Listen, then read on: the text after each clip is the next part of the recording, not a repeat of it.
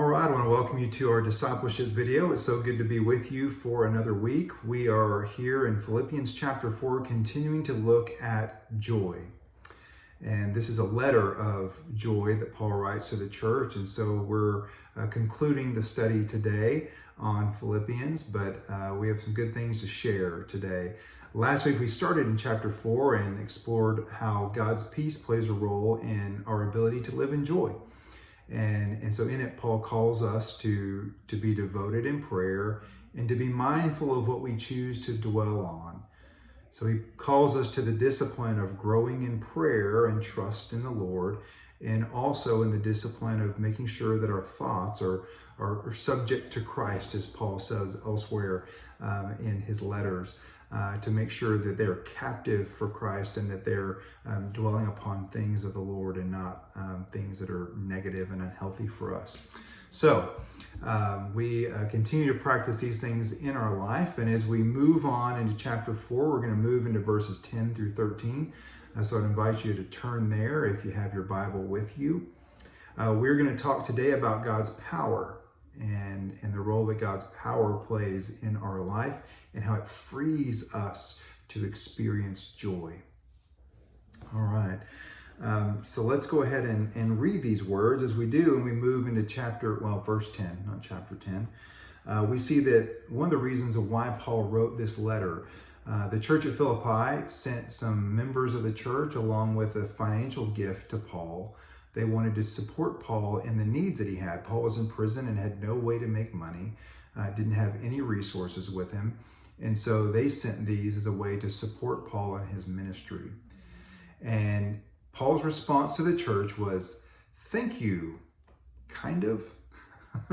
And I'm not sure how the church received that, but his instruction and teaching through their generosity, we certainly benefit from it. So we're grateful for that. But let's listen to verses 10 through 13. "I rejoiced greatly in the Lord that at last you renewed your concern for me. Indeed, you were concerned, but you had no opportunity to show it. I'm not saying this because I am in need, for I have learned to be content whatever the circumstances. I know what it is to be in need, and I know what it is to have plenty. I've learned the secret of being content in any and every situation, whether well-fed or hungry, whether living in plenty or in want.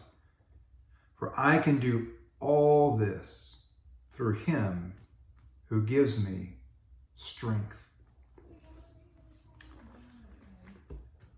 I want to shift our gears here and to look at what Paul talks about in these verses. And I want us to kind of narrow in on the idea of contentment that Paul introduces. And I think it has an important word for us here.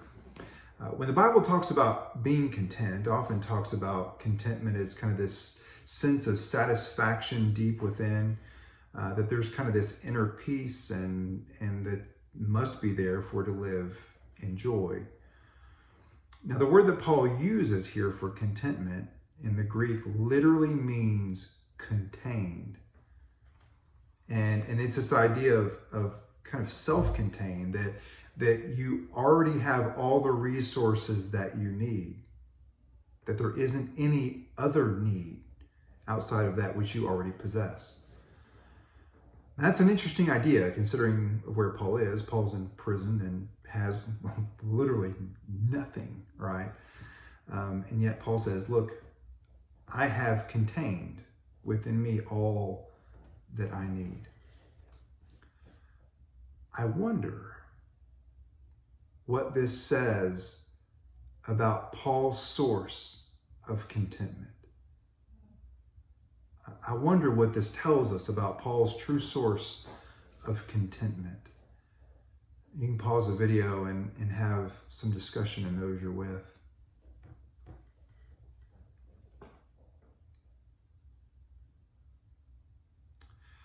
You know, for Paul,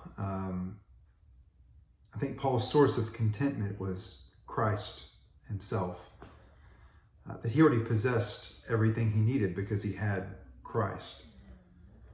And that's not the most difficult conclusion to come to in light of what Paul says here. He does kind of lay it out for us a little bit here, a little more difficult for us to live out. But what we see throughout the letter that Paul shows us over and over again was that Paul was able to endure the worst circumstances in his life because his source of contentment was living to make Jesus known.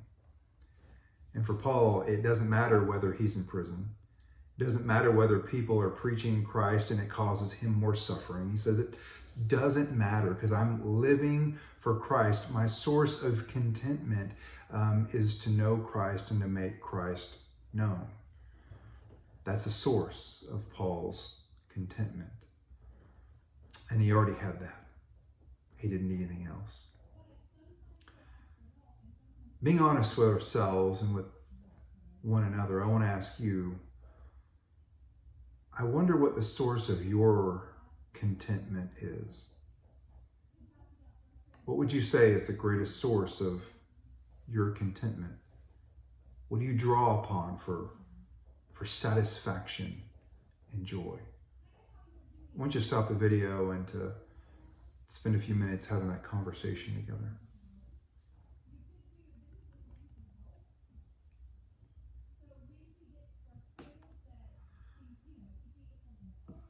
I want to piggyback on that question. I hope you had some honest conversation amongst yourselves. And I know it's easy to want to say, well, Jesus is mine. But I hope you're able to get real with each other because sometimes we bring in other sources for contentment. I think we also realize that those sources often fall short of what our needs truly are. And in light of that, I have another question that I want us to consider, and you'll stop the video again after this and have some conversation. But the question is this. I wonder if when we experience discontentment, that when we experience discontentment in life, if that's an indication that we're relying on the wrong source. Now I realize I made that question really long, so let me rephrase that a little bit. I wonder if in the moments we feel discontentment, if that means we're drawing from the wrong source. I want you to take a little bit of time and discuss that together.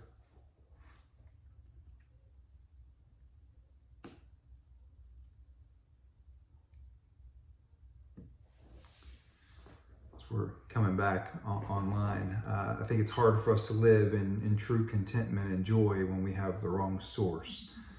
And so it's important for us to be connected to the right source that can withstand all the circumstances that are thrown our way.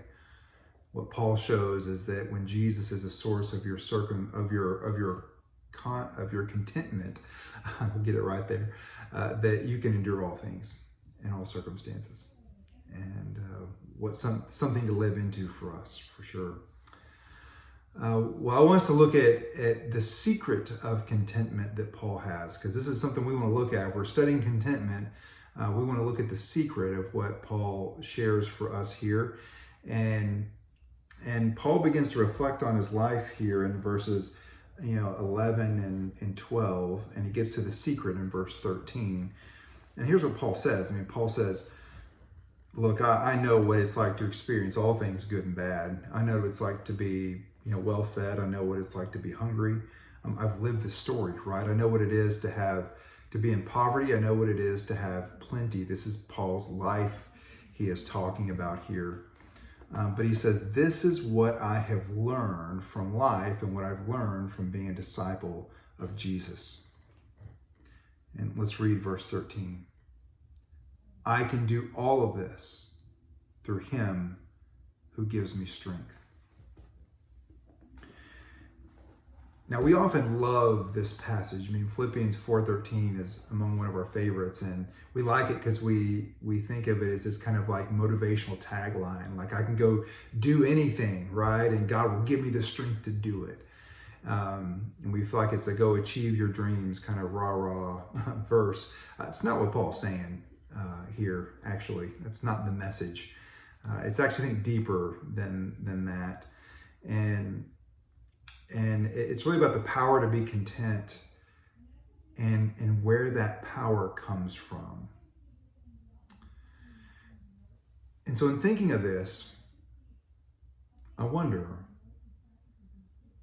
what Paul is really saying to us here about being content. I want you to really look at Philippians 4:13, not through the lens of what other people have said or the t-shirts or whatever. I wonder what Paul is really saying to us about the secret of being content.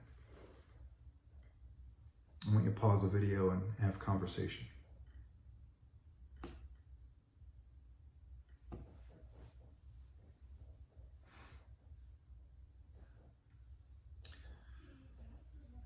You know, the key to joy for Paul was his relationship with Christ.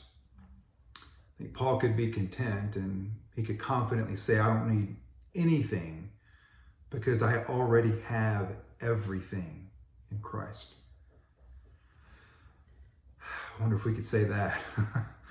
I love the way J.B. Phillips translates this passage in verse 13. He says, I am ready for anything through the strength of the one who lives in me. Ready for anything through the strength of the one who lives in me. What power for our life, right? Paul knew that God's power could match any and every situation that came his way. He didn't always ask for them, but he knew that God could give him grace that could help him become a person to thrive in the midst of all of these things. In fact, you look at the way Paul talks about, there's such intimacy in his words about his relationship with Christ. And it's as if he's saying that it's Jesus who pours his strength into me. That Jesus pours his strength into me. When we were in Israel this past trip, we were at the Garden of Gethsemane, and outside of the church there was a number of olive trees, and kind of the ones that Jesus prayed in that night. And our guy was walking by, someone asked him a question of how old the trees were, and he said, well, these are probably about 1,000 years old. They're pretty young for olive trees, which is not a number you expect, right? And he said, in fact, there are olive trees that are 5,000, 6,000, even 10,000 years old in Israel. And he gave us kind of an interesting fact. He said, an olive tree never dies. In fact, an olive tree will continue to bear fruit as long as it's alive, but an olive tree never has to die. But he said the only way you can kill them is to dig them up out of the ground. It's to cut their roots off from the source of life, water and the nutrients from the ground. It's the only way you kill them is to cut the roots, take them out of the ground.